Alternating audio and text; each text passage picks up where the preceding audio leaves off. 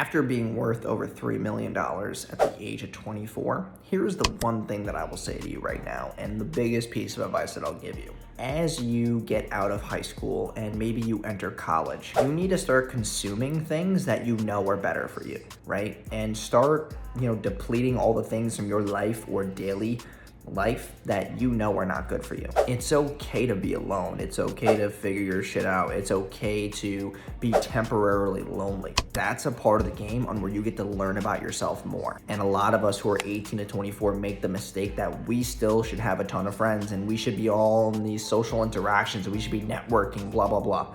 You need to build skill sets. And the way that you do so is by having what I call assiduity. Sitting your ass in a chair and doing something for a long period of time and mastering the skill. Instead, your assiduity is partying and, being that like social butterfly and trying to impress people and trying to prove people wrong when you have nothing to prove people wrong with. So lock your door.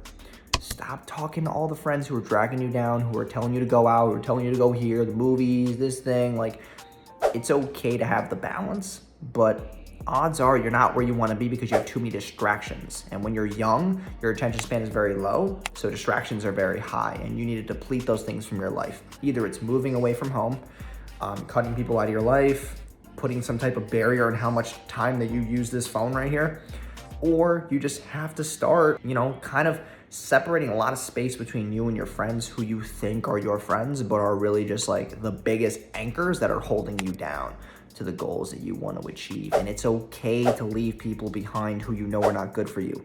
Get out of the mindset of, what's going to happen if I leave this friend behind? What's going to happen if I leave my parents right now? It's like, if they really love you and they really are happy for you making a decision, they're going to support you. If they don't support you, then now you know who's real and who's not.